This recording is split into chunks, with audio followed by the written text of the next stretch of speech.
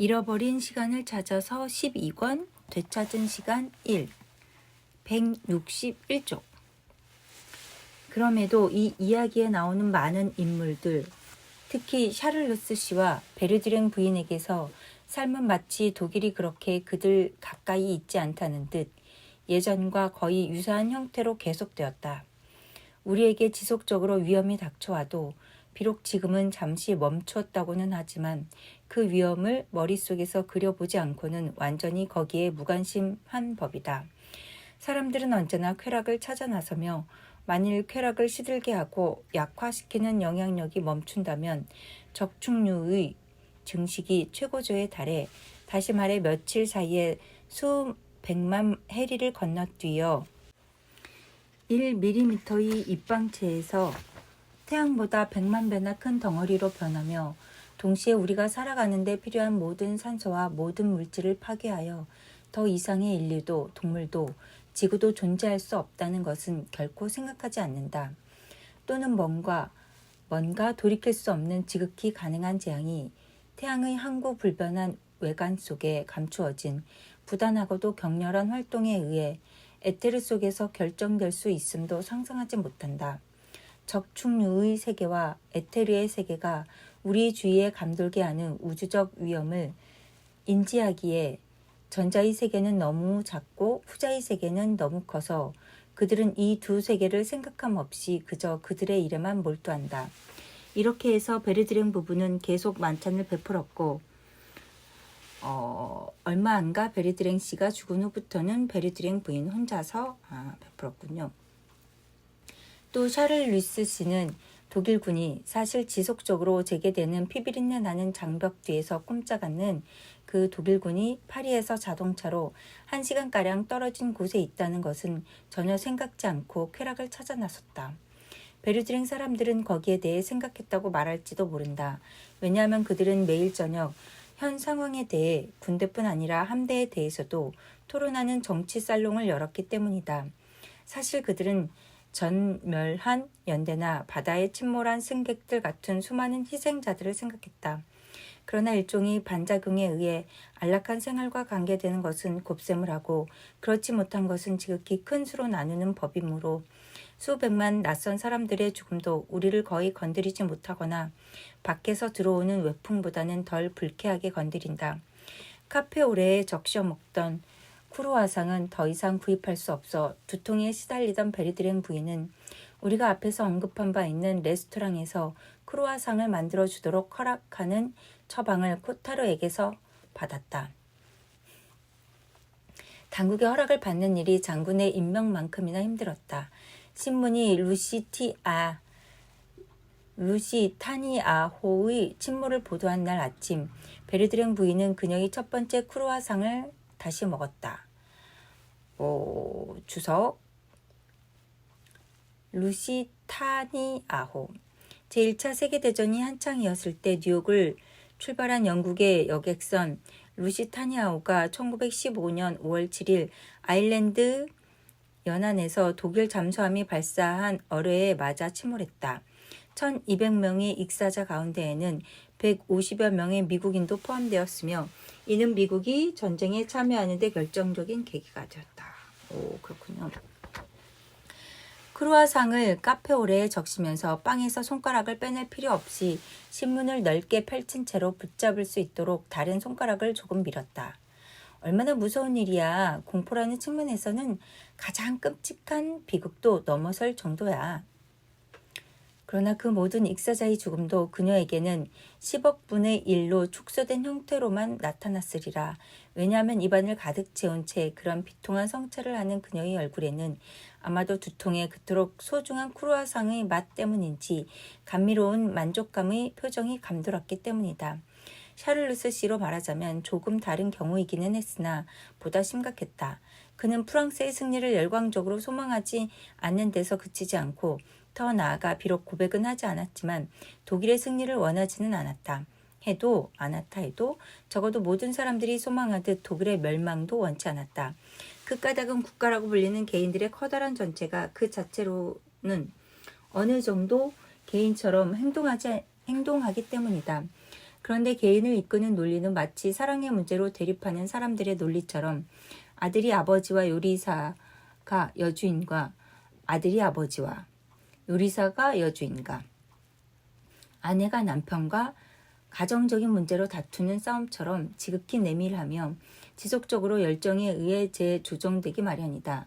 틀린 논리도 옳다고 생각되며 독일의 경우가 그런 것처럼 또 맞는 논리도 때때로 그것이 자기 열정에 부응하기 때문에 반박할 수 없는 것처럼 보이는 정당한 논거를 제공한다. 이런 개인들의 싸움에서 어느 편이 정당한지를 알기 위한 가장 확실한 방법은 바로 그 편에 가담하는 것으로 관망자는 결코 전적으로 그 정당성을 인정하지 못한다. 그런데 국가 쪽에서 보면 개인이 정말로 국가의 일부라 해도 개인은 국가라는 개체의 한 세포에 불과하다. 과대선전이란 의미 없는 법이다. 누군가가 프랑스인에게 그들이 곧 패배할 거라고 말해도 어떤 프랑스인도 베르타 대포에 맞아 죽는다는 말을 들었을 때처럼 결코 절망하지 않을 것이다. 진정한 과대의 선전은 만일 자신이 국가의 실제 살아있는 구성원이라면 국가 보존 본능의 형태인 희망을 통해 스스로에게 하는 것이다.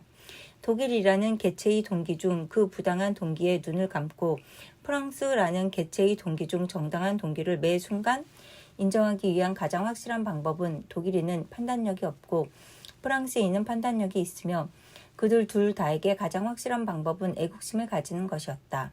샤를루스 씨는 쉽게 동정심을 느끼고 관대하며 애정과 헌신을 기울일 줄 아는 흔치 않은 도덕적 자질의 소유자지만 반면 여러 다양한 이유로 해서 거기에는 어머니가 바이에른 공작 부인이라는 이유도 한몫했지만 애국심에 대한 의식은 없었다. 따라서 그는 독일 집단의 일부이듯 프랑스 집단의 일부였다.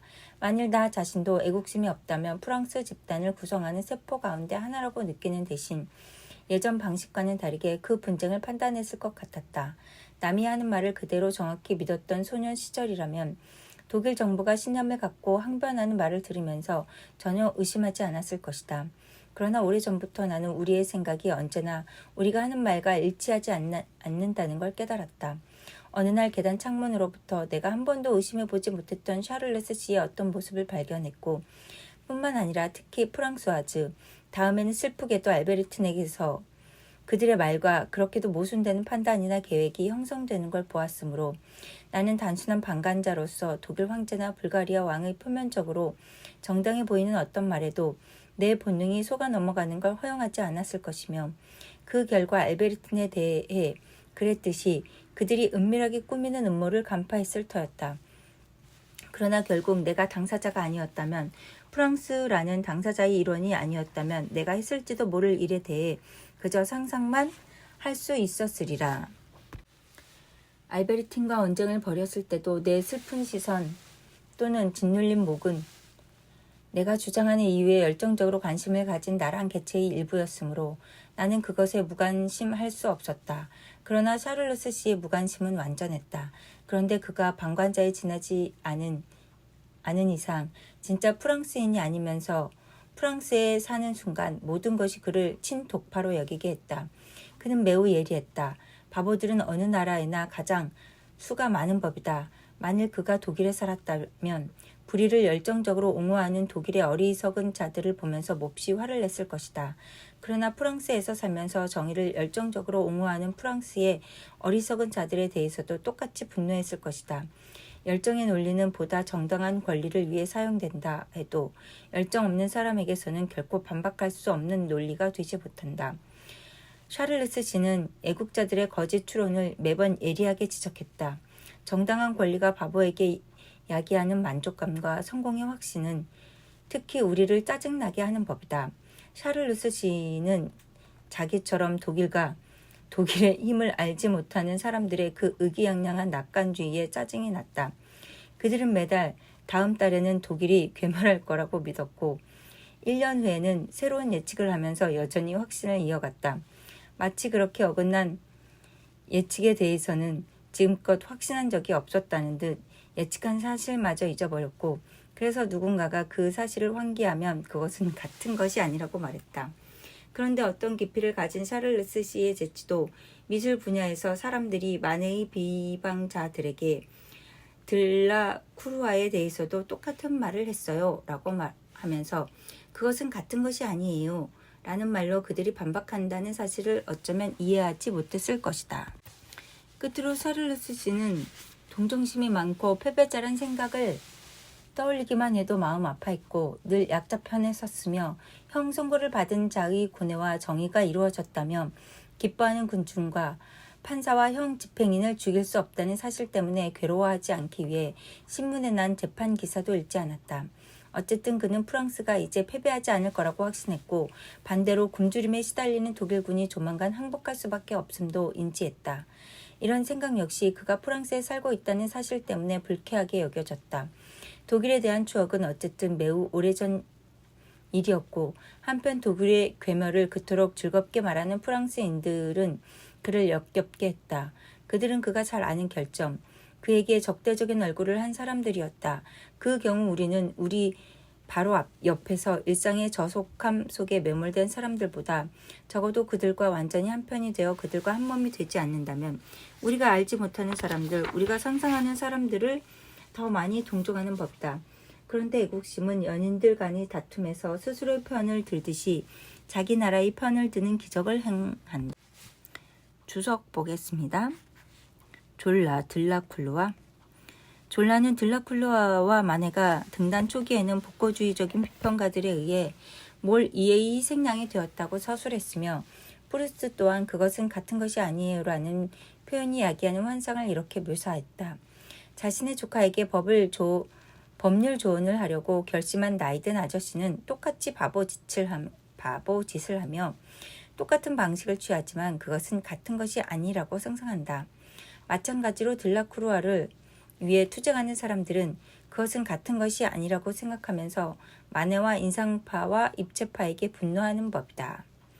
에세이와 평론 플레이아드에서. 그리하여 전쟁은 샤를리스 씨에게 증오심으로 비옥한 경이로운 지배지였다. 그 증오심은 한순간에 태어나 아주 짧은 시간 지속되었지만 그 기간 동안 그는 온갖 난폭한 표현에 몰두했다. 신문을 읽으면 승리에 찬 기사의 논조가 매일같이 새벽에 약해진 독일을 궁지에 몰린 무력해진 야수라고 표현했지만 실제 상황은 그 반대였으므로 그 경박하고 잔인한 어리석음이 샤를리스 씨를 분노에 취하게 했다. 신문 한 지면에는 저명 인사들의 글이 게재되었는데 브리쇼나 노루프와 모렐과 르그랑댕조차 거기에서 군 복무에 복귀하는 한 방편을 발견했다. 샤를루스 씨는 그들과 만나 지극히 신랄한 야유를 퍼붓는 꿈을 꾸었다. 언제나 특히 성적인 결함에 정통한 샤를루스 씨는 자기들의 결함은 남들이 모를 거라고 생각하면서 약탈 제국의 군주들이나 바그너와 같은 이들의 결함을 비난하며 좋아하는 몇 명의 사람들에게서 그런 결함을 인지했다. 그래서 그들과 대면하여 모든 사람들 앞에서 그들 자신의 악덕을 인정하게 하고 패배자를 모욕하는 그들을 수치스럽게 만들고 헐떡거리게 하고 싶어 애같았다. 샤를리스 씨는 또한 개인적으로도 친독퍼가 될 만한 보다 많은 이유를 가지고 있었다. 그중 하나는 상류사회의 인간으로 사교계 인사들 사이에서 명예로운 사람과 명예를 중요시하는 사람들 사이에서 불량바와 악수하지 않는 사람들 사이에서 오랫동안 살아온 탓에 그들의 섬세함과 잔인함을 안다는 것이었다. 그는 그들이 클럽에서 초방당한 인간의 눈물에 냉담하고 또는 비록 도덕적 결벽증에서 한 행동이 말썽꾸러기 상대방의 어머니를 죽음으로 몰고 간다 해도 그들과 결투해서 싸우기를 거절한 사람에게 냉담하다는 것도 알고 있었다. 그는 자기도 모르게 영국에 대한 찬미, 영국이 전쟁에 참여하게 된 그 경이로운 방식에 대한 찬미에도 불구하고 거짓말할 줄 모르는 그 완벽한 영국인이 밀과 우유를 독일에 반입하지 못하도록 막으면서 뭔가 체면을 중시하는 나라, 결투에서 자격증 가진 입회인이나 심판 역할을 하는 나라 같다는 생각이 들었다. 한편 도스토예프스키의 몇몇 인물들처럼 결함이 있는 사람들이나 불량배가 더 훌륭한 사람일 수 있음을 그는 알고 있었다. 그리고 나는 왜 그가 독일인을 도스토예프스키의 인물들과 동일시하는지 결코 이해할 수 없었다. 거짓말이나 속임수가 착한 마음씨를 가졌다고 속단하기에는 충분치 않으며 독일인이 그런 선의를 보여준 것으로 보이지 않았기 때문이다. 끝으로 샤를르스 씨의 친독 성향을 완성하는 마지막 특징은 어떤 기이한 반동작용에 의해 그를 그의 샤를리즘에서 비롯되었다. 그는 독일인을 매우 추하게 생각했다. 주석 보겠습니다. 샤를리즘이란 단어에는 샤를 10세의 추종자나 스페인의 돈 카를로스의 추종자를 지칭하는 카를리즘의 흔적이 있으며 보다 확대한 의미로는 구제도의 왕당파를 지칭하는 것으로 풀이될 수 있다. 그러나 잃어버린 시간에서 샤를리스는 다른 무엇보다도 동성애자의 대명사로 간주되며 따라서 샤를리즘은 샤를루스의 동성애 또는 이런 동성애의 고유한 특징으로 정의될 수 있다고 서술된다. 이어서 읽겠습니다. 아마도 그들이 자신의 혈통과 너무 가까웠기 때문인지도 모른다. 그는 모로코인 피디어스의 살아있는 조각성을 보는 듯한 앵글로색슨족에게 열광했다. 그런데 그에게서 쾌락은 어떤 잔혹 관념과 함께 작동했고 당시에 그는 그 힘의 전부를 알지 못했다. 또 주석이 있습니다. 피디어스, 그리스 조각가로 파르페논 신전의 프리즈를 제작한 주요 인물로 알려져 있습니다. 그가 사랑하는 인간은 그의 눈에 매력적인 가해자로 보였다. 그는 독일인의 반대편에 서면서 마치 자신이 관능의 시간에만 하는 것처럼 행동한다고 믿었다. 다시 말해 동정심만은 기질과는 반대 방향으로 행동하며 다시 말해 매력적인 악에 열광하고 추한 미덕을 짓이긴다고 생각했다. 그것은 라스푸틴이 살해당했을 때도 마찬가지였는데 더욱이 사람들은 도스토예프스키의 야식 장면에서 살인에 관한 러시아적 색채의 강렬한 흔적을 발견하고 놀랐다. 샤를루스 씨가 완벽하게 알고 있는 그 모든 것이 일반 대중에게도 알려진다면 그 인상은 더욱 강렬했을 것이다. 여기에서 라스푸틴 주석입니다. 그리고리 라스푸틴, 러시아의 수도사 니콜라이 2세의 총애를 받았으나 지나치게 세력이 커지자 귀족들에 의해 암살되었다. 삶은 우리를 너무도 실망시키기에 우리는 문학이 삶과 아무 관계도 없다고 믿으며 그리하여 책이 가르쳐준 소중한 관념들이 손상될 위험 없이 무상으로 자연스럽게 우리의 일상적인 삶, 한복판에서 펼쳐지는 것을 보며 이를테면 야식이나 살인 같은 러시아 사건들에 관한 러시아적인 것이 깃드는 걸 보면 놀라움을 금치 못하는 것이다. 전쟁은 무한히 계속되었고 이미 여러 해 전 일이지만 확실한 소식통으로부터 평화협상이 시작되었다는 소식을 들었다면서 조약 조항까지 명시했던 사람들이 이제는 우리와 담소를 나누면서 그들의 가짜 뉴스에 대해 사과조차 하려 하지 않았다. 그들은 그 사실을 잊었고 그래서 다른 뉴스를 성심껏 퍼뜨릴 준비가 되어 있었지만 그 뉴스 역시 아주 빨리 잊어버릴 것이다. 그때는 고타 고급기의 공습이 지속적으로 이어지는 시기였다. 고타 공습기? 대기는 프랑스 비행기의 요란한 경계 경보 진동으로 끊임없이 따닥따닥거렸다. 그러나 이따금 사이렌 소리가 발퀴레 전쟁이 시작된 이래 사람들이 유일하게 들었던 독일 음악에 나오는 애절한 부름인 양 소방사들이 공습 경보가 끝났음을 알릴 때까지 계속 울렸다. 발퀴레. 그들 옆에는 해산 나팔이 마치 눈에 보이지 않는 거리의 소년처럼 일정한 간격을 두고 그 기쁜 소식을 언급하면서 대기 속으로 환희의 외침을 내던지곤 했다. 샤를레스 씨는 전쟁 중에 군국주의자였고 특히 프랑스에는 군국주의자가 부족하다면서 비난하던 브리쇼 같은 이들이 지금은 독일의 과도한 군국주의를 비난하는 데서 그치지 않고 독일 군대에 대한 자신의 찬미조차 비난하는 걸 보고는 깜짝 놀랐다. 독일에 대한 전쟁을 지연시키는 일이 발생했다면 그들은 의견을 바꾸고 틀림없이 정당한 이유로 평화주의자들을 비난했을 것이다. 그러나 이를테면 브리쇼가 그의 나쁜 시력에도 불구하고 중립국에서 발간된 몇몇 작품에 대한 논평을 강연에서 다루기로 수락했을 때 그는 용기병을 보고 상징적 찬미에 빠진 두 아이를 군국주의의 기원으로 조롱한 어느 스위스인의 소설에 열광했다. 예, 주석입니다. 프루스트는 스위스 태생의 작가 카를 슈피텔러가 쓴 단편소설로 1917년에 프랑스어로 번역된 두 명의 어린 여성 혐오자를 암시하고 있다. 작가는 이 작품에서 상징적으로 군인 복장을 입은 용을 찬미하는 두 소년을 묘사했다. 되찾은 시간 리브 드로포슈 450쪽 참조. 슈피텔러는 스위스의 작가이자 시인으로 서사시와 신화 문학을 부활시킨 업적으로 노벨 문학상을 받았다고 합니다. 어디까지 읽었지?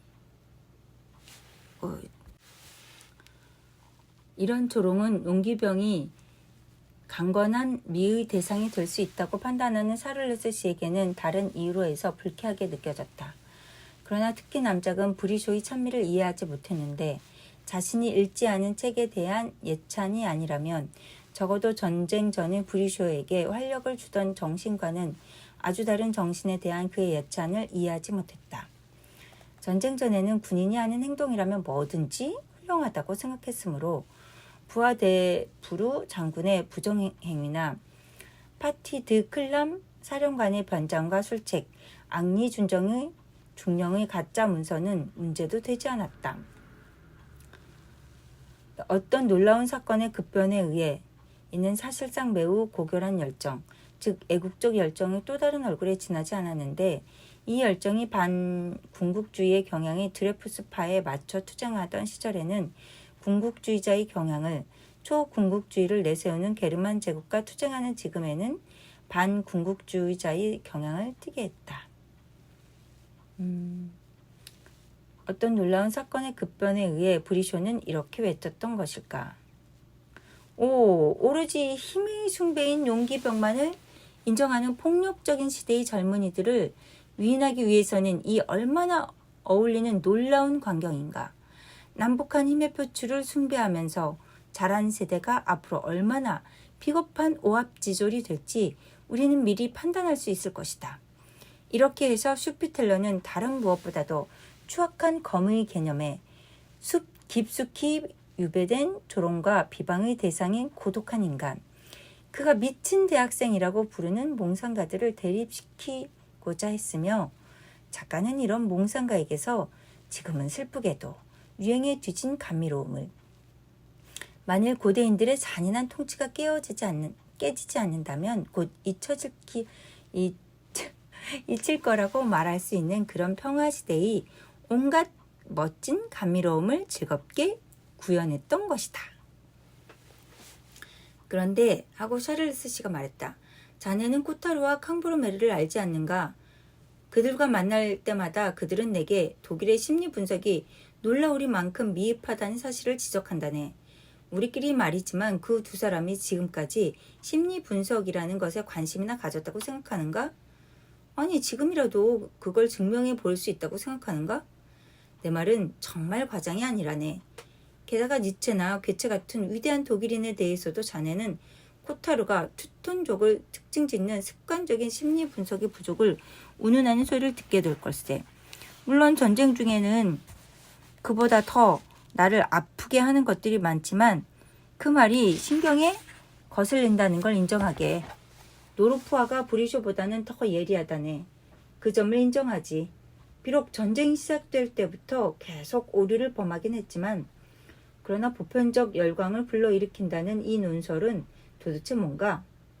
나의 소중한 신사분께서도 나와 마찬가지로 브리쇼가 어떤 가치를 가진 인간인지 잘 알지 않는가?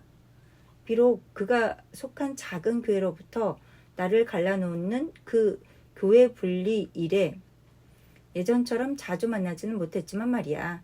하지만 달변가이며 그토록 박식한 옛 중고등학교 교사에 대해 나는 상당한 존경심을 갖고 있네. 그 나이에 지극히 쇠약한 몸을 가지고 몇 해 전부터 그는 눈에 띄게 쇠약해졌어. 그의 말처럼 다시 기력을 회복해서 봉사하는 것은 무척 감동적이라는 걸 인정하지. 하지만 선의와 재능은 각기 다른 것이라네. 브리쇼는 재능이란 걸 가져본 적이 없어. 물론 현 전쟁의 몇몇 위대함을 찬미하는 그의 말에 나 또한 공감한다는 건 인정하지.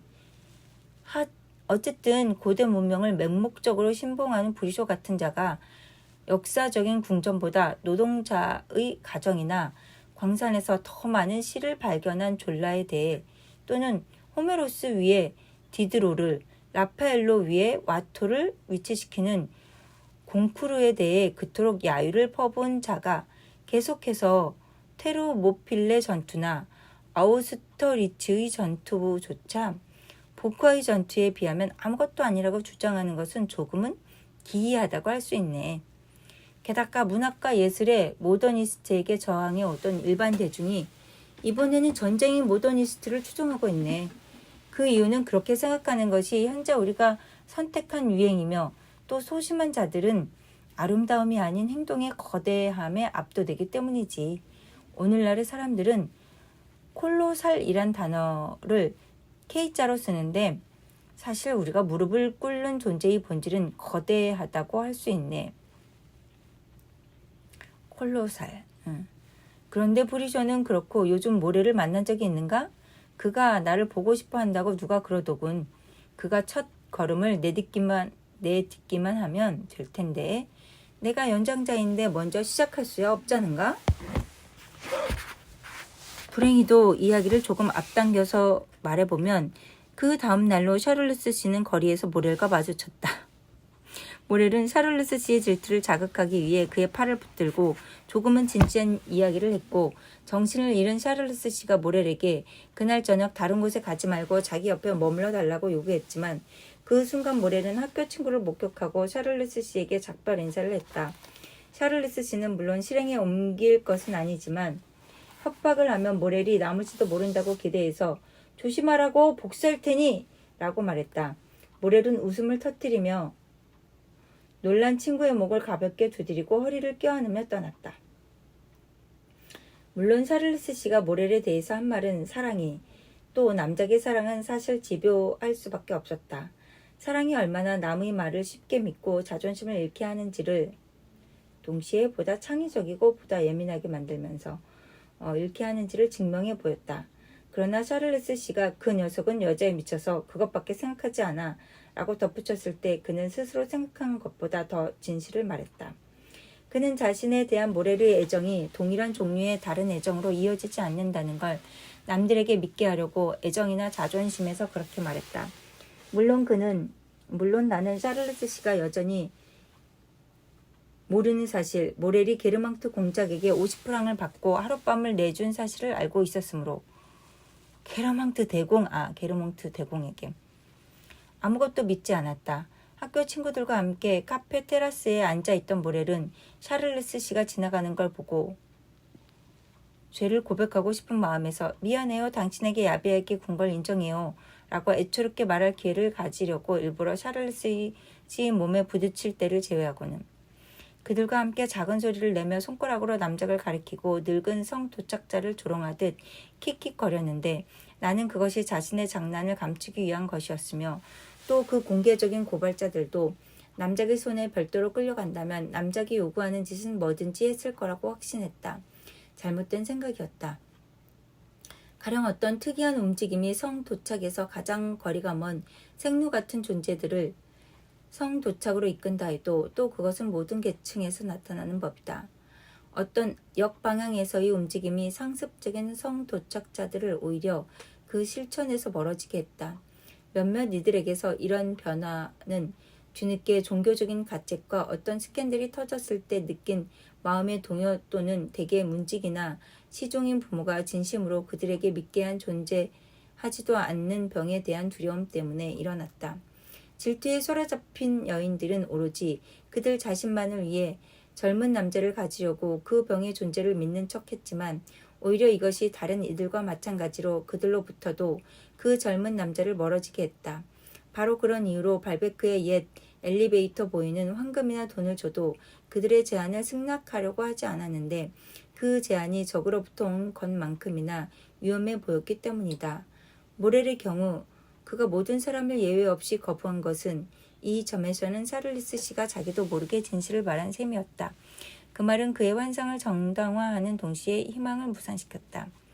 샤를리스 씨와 헤어진 후 한 여인에게 반해 2년 동안 함께 살았고 또 모렐보다 의지가 강한 여인은 모렐에게 절대적인 신의를 강요했다. 그렇게 해서 샤를리스 씨가 그렇게 많은 돈을 줄 때도 50프랑을 받고 게르망트 대공에게 하룻밤을 제공했던 모렐은 이제 동일한 사람, 아니 어떤 다른 사람이 5프랑을 준다 해도 거절했을 것이다.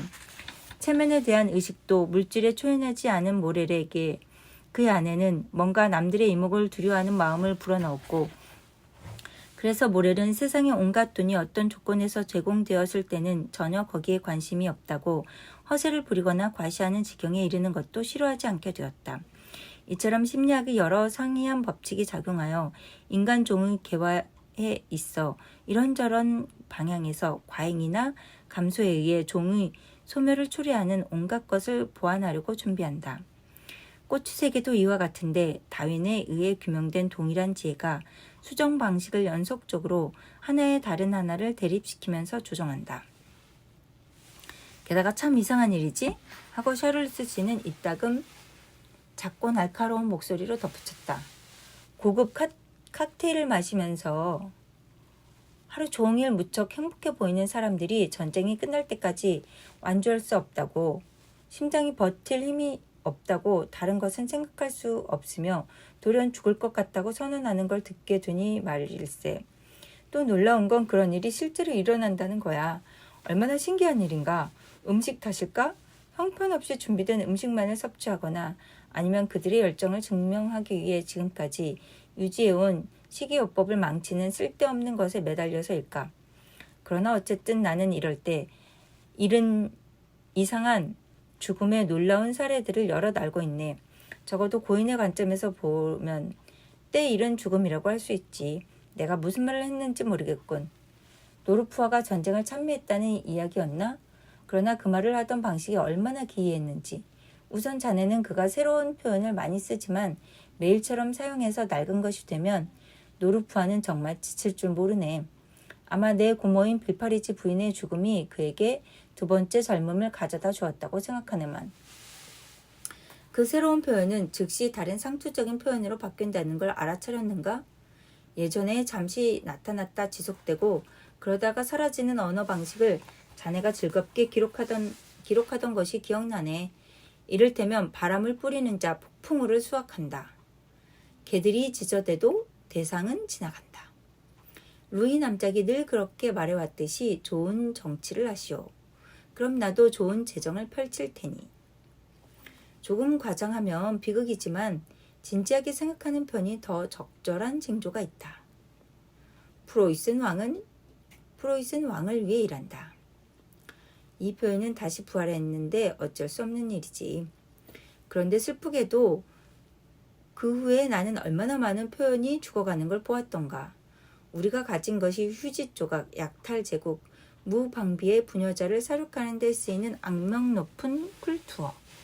일본인들의 말처럼 승리는 상대방보다 15분 더 괴로워할 수 있는 자에게 돌아간다. 게르만 우랄 알타이의 어족, 과학적인 야만성, 로이드 조지 씨의 강력한 표현에 따라 우리가 전쟁에서 승리하기를 원한다면과 같은 표현들인데 수를 셀 수 없을 정도로 많다네. 또 군대의 사기가 충전하도다. 군대의 욕망함 같은 것도 있지.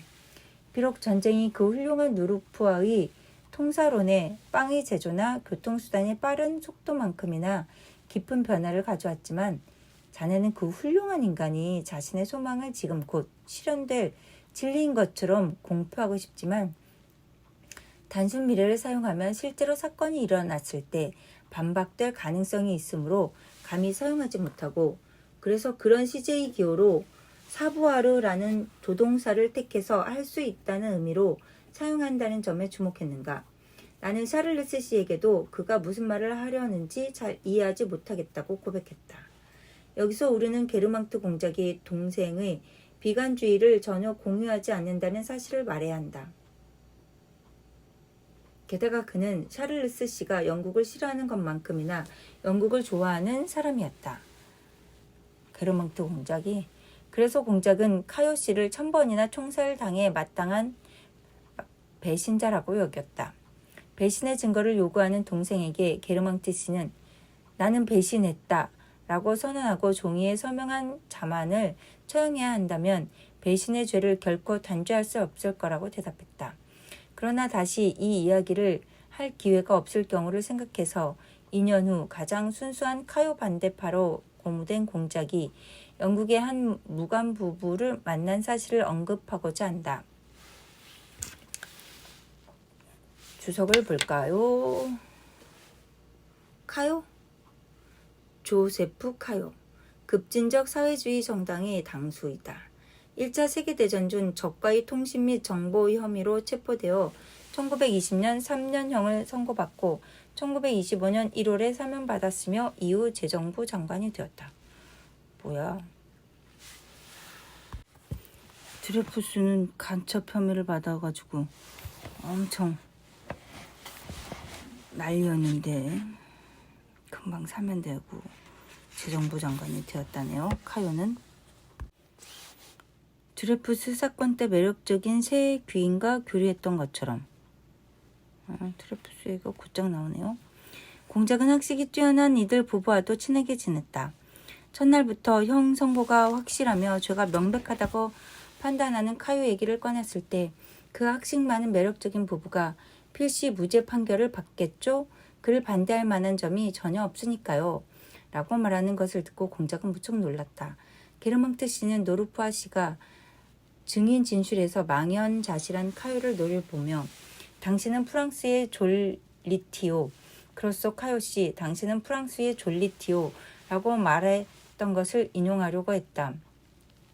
하지만 그 학식 많은 매력적인 부부는 미소를 지으면서 노르푸아 씨를 우스꽝스럽게 만들며 그가 노망났다는 증거를 대면서 망연자실한 카요 씨 앞에서 라고 르 피가로는 전했지만 필시 실제로는 빈정대는 카요 씨 앞에서 그 말을 했을 거라고 결론을 내렸다. 게르망트 공작의 의견은 지체 없이 바뀌었다. 이런 변화를 한 영국 여성의 영향으로 돌리는 것은 그리 놀라운 일로 보이지 않았는데 만일 영국인이 독일인을 훈족이라고만 부르면서 죄인들에 대한 가혹한 처벌을 요구하던 1919년이었다면 놀라운 일로 보였을 것이다. 그러나 그들의 의견 또한 바뀌었고 그래서 프랑스를 비탄에 빠뜨리고 독일에 도움이 될 수 있는 온갖 결정이 승인되었다. 1918년 휴가협정 직후부터 연합군 사이에서는 의견의 차이가 노출되었고 영국은 힘의 균형이라는 원칙에 충실하게 프랑스가 지나치게 승리의 이득을 보는 걸 원치 않았으므로 경제나 정치적인 면에서 그 이득을 제한하려고 했다고 합니다. 샤를리스 씨의 이야기로 돌아가 보면 내가 이해하지 못하겠다는 고백에 그는 천만의 자네는 알고 있네 라고 대답했다. 아니 사부아르란 조종사는 노르푸아 씨의 논설에서는 미래의 기호, 즉 노르푸아의 소망, 게다가 우리 모두의 소망을 표현하는 기호라네 하고 덧붙였는데 어쩌면 전적으로 진심에서 하는 말 같지는 않았다. 사부아르가 단순히 미래의 시호가 아닌 경우에도 그 동사의 주어가 국가라면 미래의 의미로 해석될 수 있다는 건 자네도 알 테지. 이를테면 노르푸아가 미국은 이런 반복적인 권리 침해에 무관심할 수 없으리. 이원 군주제는 과거의 잘못을 뉘우칠 수밖에 없으리. 라고 말할 때마다 이 문구가 노르푸아의 소망을 표현하고 있음은 명백하네. 하지만 그 경우에도 사부아르란 동사는 본래의 의미, 즉 안다는 의미를 간직한다고 할 수 있네. 왜냐하면 국가는 알 수 없으며 미국은 알 수 없으며 이원 군주제도 알 수 있으니까. 알 수 없으며가 아니네. 왜냐하면 국가는 알 수 있으며 미국은 알 수 있으며 이원 군주제도 알 수 있으니까. 늘 동일한 통찰력의 부족에도 불구하고. 그러나 노르프아가 이런 조직적인 유린 행위는 중국인들을 설득시킬 수 없으리 호수지대는 빠른 시일 내에 연합군의 손에 떨어질 수밖에 없으리 이번 중립국의 선거 결과는 국가의 대다수 의견을 반영할 수 없으리 라고 할 때면 그것이 미래, 즉 소망을 표현하고 있음은 의심할 여지가 없네. 그런데 유린행위나 호수지대와 투표 결과는 무생물이므로 알 수 없는 법이지. 이런 표현을 사용하면서 노르프아는 다만 중립국을 향해 중립국의 상태에서 벗어나라는 또는 호수지대에 대해 더 이상 보슈놈들에게는 소속되지 말라는 명령을 내리는 거라네. 유감스럽게도 나는 그들이 복종하지 않는 것처럼 보인다는 걸 인정할 수밖에 없지만 그리고 보슈란 단어를 발음할 때면 샤를레스 씨는 예전에 발베크 기차에서 여성을 좋아하지 않는 취향을 가진 남성들 얘기를 할 때와 같은 그런 대담성을 보였다. 게다가 자네는 노르프아가 1914년부터 중립국들을 대상으로 논설을 쓸 때면 늘 어떤 술책을 부리며 시작한다는 걸 주목했는가? 그는 물론 프랑스가 이탈리아 또는 루마니아 또는 불가리아 등등의 정치에 간섭해서는 안 된다는 선언으로 시작하지. 그들 강대국들의 중립국의 지위에서 벗어나지 않든 오로지 국가의 이익만을 고려해서 완전히 자주적으로 결정하는 것이 유익하다고 역설하면서 말이야. 그런데 이런 논설이 첫 번째 선언이 지극히 비타산적이라면 다음에 나오는 선언은 조금은 타산적이라고 할 수 있네. 그렇지만 하고 노르프의 말은 사실 이렇게 계속된다네. 법과 정의의 편에 서서 투쟁하는 국가들만이 이 투쟁에서 물질적인 이득을 취하게 될 것임은 명백하다.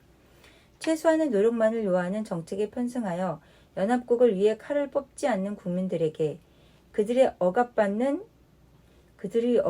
형제의 신음소리가 몇 세기 전부터 울려 퍼진 영토를 연합국이 반환하면서 보상해 주리라고는 기대할 수 없을 것이다. 이제 전쟁 개입의 충고를 향해 첫걸음을 내딛는 노르프아를 멈추게 하는 것은 아무것도 없네. 그는 전쟁 개입의 원칙뿐 아니라 그 시기에 대해서도 점점 가장하지 않고 충고한다네. 물론 하고 그는 자칭 착한 사도라고 부르는 자의 역할을 하면서 전쟁 개입의 가장 적절한 시기와 방식을 정하는 일은 오로지 이탈리아와 루마니아의 몫이다. 그렇지만 그들이 지나치게 망설이면 시간을 놓칠 위험이 있음을 간파할 수 없을 것이다. 이미 러시아 기병의 말발굽 소리가 형언하기 어려운 공포에 쫓기는 독일을 전율케 하고 있다. 이미 찬란한 여명의 빛이 보이는 승리를 지원하기 위해서만 달려오는 국민은 그들이 서두르면 아직 받을 수 있는 보상에 대한 권리를 전혀 가질 수 없음은 명백하다. 등등. 마치 극장에서 마지막 남은 자리가 이제 곧 끝납니다. 늦게 도착한 분들에게 알립니다. 라고 말하는 것과도 같다네. 이런 고찰은 정말 어리석은 것으로 게다가 노르프아는 반년마다 반복하고 있다네. 루마니아에 대해서도 그는 주기적으로 이렇게 말하지. 루마니아가 국민의 열망을 실현하기를 바라는지 아닌지를 알 때가 드디어 왔도다. 더 이상 기다리게 한다면 너무 늦을 위험이 있다. 그런데 3년 전부터 그는 그런 말을 해왔지만 너무 늦을 거라던 그 시간은 아직 오지 않았고 루마니아에게 제공해야 할 것은 계속 증가하고 있네. 그는 그리스가 세르비아와 맺은 조약을 지키지 않는다면 프랑스 등등으로 하여금 이익보호국으로서 그리스에 개입할 것을 요청하고 있네. 그런데 솔직히 말해 프랑스가 전쟁 중이 아니고 또 그리스의 협력이나 우호적인 중립을 바라지 않는다면 프랑스가 이익보호국으로 개입하겠다는 생각을 할 수 있겠는가? 또 그리스가 세르비아와의 약속을 지키지 않았다고 프랑스를 격분하게 한 그런 도덕적 감정이 루마니아와 이탈리아의 명백한 조약 위반이 문제되었을 때는 침묵하지 않았던가? 루마니아와 이탈리아가 독일의 동맹국으로서 조금은 덜 강압적이고 폭넓은 의무를 수행한 데에는 정당한 이유가 있다고 생각하네. 그리스 또한 마찬가지지만 사실인즉 사람들은 모든 것을 신문을 통해서만 듣고 또 문제의 인물이나 사건을 개인적으로 알지 못하는데 어떻게 달리 행동할 수 있겠는가? 기이하게도 자네가 그토록 열광했던 드레푸스 사건이 일어났던 시절 전쟁 문제를 다루었던 철학자 기자들이 과거와의 모든 관계 단절을 널리 알렸던 시기에 나는 우리 집안 사람들이 그들의 신문이 드레푸스 반대파라고 소개한 옛 코민파인 반교권주의자들에게는 온갖 경의를 표하고 반면 명문가의 카톨릭 신자지만 재신파가 된 장군에게는 모욕을 퍼붓는 걸 보면서 충격을 받은 적이 있네. 마찬가지로 모든 프랑스인들이 존경하던 프란츠 요제프 황제를 중화하는 걸 보고 충격을 받았네. 나는 그분과 교류가 많았고 또 그분은 나를 사촌으로 대해주셨으므로 지극히 당연한 일이라고 할 수 있지. 아, 전쟁이 일어난 후에는 편지도 쓰지 않았군. 하고 그는 남들이 비난할 수 없음을 잘 아는 잘못을 대담하게 고백한다는 듯 덧붙였다. 그렇군. 전쟁이 일어난 첫 해에 단 한 번 보냈군. 그러나 어쩌겠는가. 그분에 대한 내 존경심은 하나도 변하지 않을 테니. 하지만 내게는 전선에서 싸우는 많은 젊은이들이 있으며 내가 우리와 교전 중인 국가 원수와 서신 교환을 계속하는 걸 보면 그들이 매우 나쁘게 생각하리라는 걸 나도 아네. 그래도 어쩌겠는가. 나를 비난하고 싶은 자는 그렇게 하라지 뭐. 하고 그는 나의 비난에 과감하게 맞선다는 듯 덧붙였다. 지금 같을 때 샤를르스라고 선명한 편지가 비엔나에 도착하는 건 원치 않네. 연로하신 군주에게 내가 가장 하고 싶은 큰 비난은 유럽에서 가장 오래되고 가장 유서 깊은 가문의 수장인 지체 높은 군주께서 보잘것없는 시골 귀족, 매우 영리하기는 하지만 어쨌든 단순히 벼락 출세한 자에 불과한 비렐름 폰 호헨촐레른 같은 자에게 끌려가도록 내버려 두었다는 것일세. 여기서 주석 볼까요? 오스트리아의 황제가 속하는 합스부르크 가문은 유럽에서 가장 역사가 깊은 가문으로 13세기 말부터 오스트리아를 지배하고 15세기와 19세기에는 신성 로마 제국 독일의 황제도 배출했지만 1차 세계대전의 주역인 비렐름 2세를 배출한 호헨촐레른가는 1701년에 프리드리 1세와 더불어 프로이센 왕의 지위를 확보하고 1872년에 가서야 비렐름 1세와 더불어 독일 제국을 세웠다. 샤를르스의 말에 따르면 벼락 출세한 가문이다.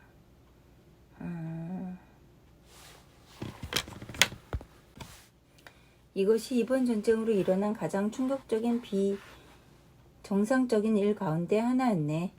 그리고 사실상 모든 것을 지배하는 귀족의 관점으로 다시 돌아가자마자 그는 놀라우리만큼 유치한 사람이 되었으므로 내게 마른 전투나 베르됴 전투 얘기를 할 때와 같은 어조를 되찾았으며 또 이번 전쟁의 역사를 기술할 사람이라서 간과해선 안 되는 핵심적이며 또 매우 신기한 사실이 있다고 했다. 이처럼 하고 그가 말했다. 이를테면 사람들은 너무도 무식해서 어느 누구도 다음과 같은 명백한 사실을 지적하지 않네. 순수한 보슈놈인 몰타 기사단의 위대한 지도자가 로마에 계속 살면서 우리 기사단의 위대한 지도자로서 추의 법관의 특권을 누리고 있다는 걸 말이야. 흥미롭지 않은가? 여기서 주석.